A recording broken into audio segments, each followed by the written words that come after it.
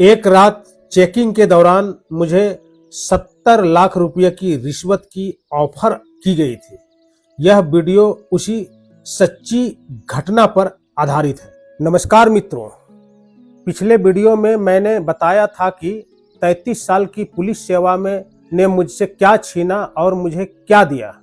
आज मैं आपको अपने जीवन की एक ऐसी घटना सुनाने जा रहा हूं जिसने मुझे ईमानदारी, आत्मसम्मान और चरित्र का वास्तविक अर्थ समझाया।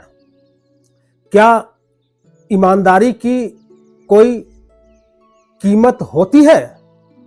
मेरे अनुभव में हाँ होती है, और एक रात उसकी कीमत 70 लाख रुपये लगाई गई थी।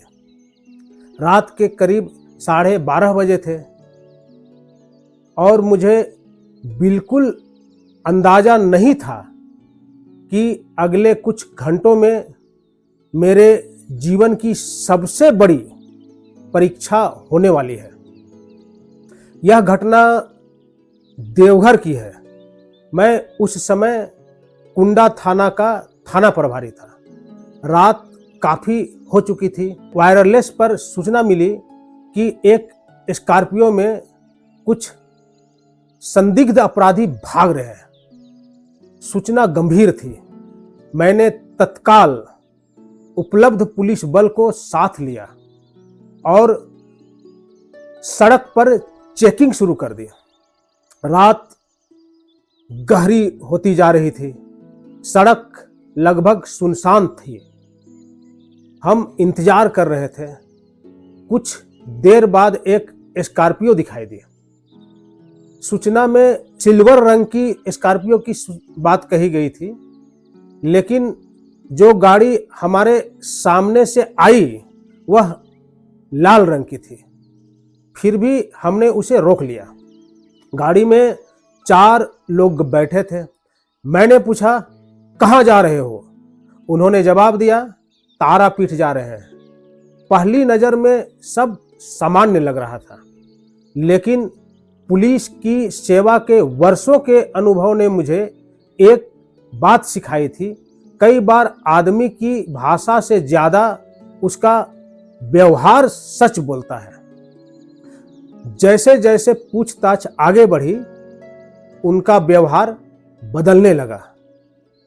उनके चेहरे पर बेचैनी साफ दिखाई देने लगी और फिर अचानक उन्होंने एक ऐसा कदम उठाया जिसने मेरे संदेह को और भी मजबूत कर दिया।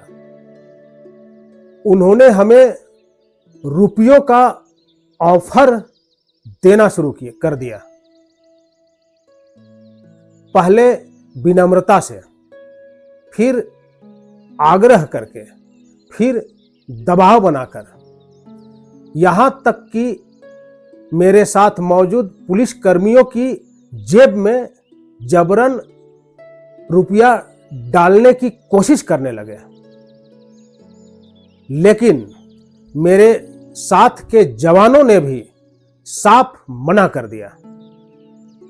उस क्षण मुझे एक बात महसूस हुई।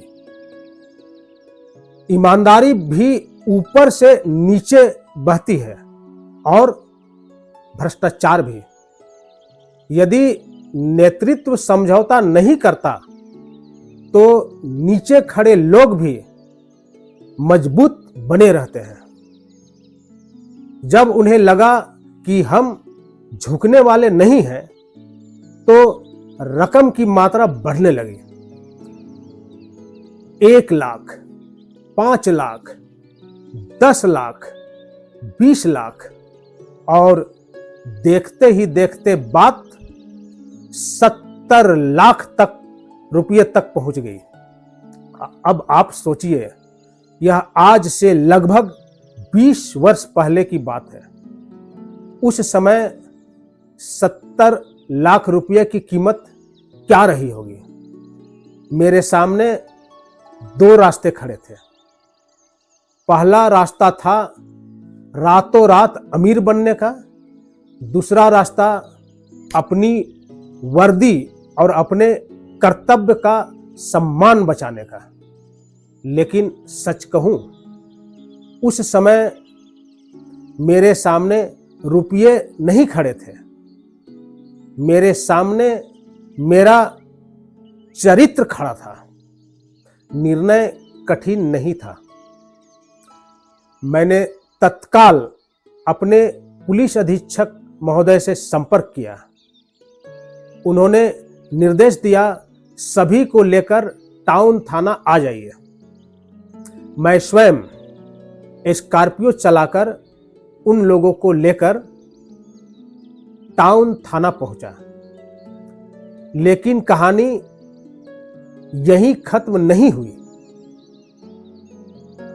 असल कहानी तो अब शुरू होने वाली थी। थाने की रोशनी में मैंने देखा कि एक व्यक्ति के जूते पर खून लगा हुआ था। दूसरे की लुंगी भी खून से सनी हुई थी। अब संदेह लगभग यकीन में बदल चुका था। कुछ ही देर बाद सूचना मिली कि शहर में एक व्यक्ति की गोली मारकर हत्या कर दी गई है। एक अन्य व्यक्ति लापता था। बाद में उसका भी शव बरामद हुआ। यह सनसनीखेज दोहरा हत्याकांड था और जिन लोगों को हमने रोका था वे उसी घटना से जुड़े हुए थे। अगले दिन अखबारों में यह खबर बड़ी खबर बनी। शहर में चर्चा होने लगी कि पुलिस ने 24 घंटे के अंदर ही मामले का खुलासा कर दिया। लेकिन सच कहूं, उस घटना की उपलब्धि की सबसे बड़ी उपलब्धि मेरे लिए अपराधियों की गिरफ्तारी नहीं थी। मेरी सबसे बड़ी उपलब्धि थी उस रात स्वयं को न बेच पाना। क्योंकि जीवन में कुछ मौके ऐसे आते हैं जहां कोई आपको देख नहीं रहा होता, कोई कैमरा नहीं होता, कोई तालियां नहीं बजाता, कोई सम्मान पत्र नहीं मिलता, लेकिन वही तय होता है कि हम वास्तव में कौन हैं। मजेदार बात यह है कि इस घटना का जिक्र मैंने जीवन में सैकड़ों लोगों से किया। लगभग सभी ने कहा, इतने पैसे छोड़ देना समझदारी नहीं थी। लेकिन एक व्यक्ति थी जिसने कभी यह नहीं कहा कि मैंने गलती की। वह थी मेरी पत्नी। आज इस वीडियो के माध्यम से मैं उन्हें भी धन्यवाद देना चाहता हूं, क्योंकि ईमानदार बने रहना जितना कठिन होता है, उससे अधिक कठिन होता है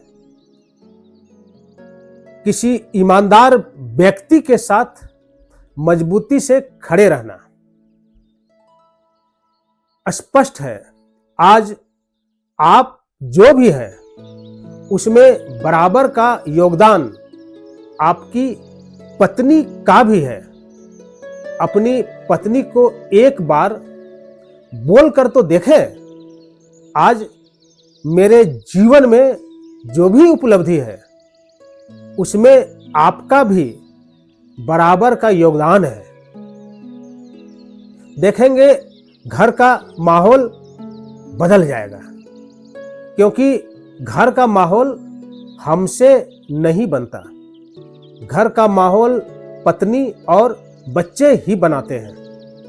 और मेरे लिए सबसे महत्वपूर्ण बात यह थी कि मेरे बच्चे जब बड़े हो तो उन्हें यह महसूस हो कि उनके पिता ने गलत रास्ते से सफलता नहीं खरीदी।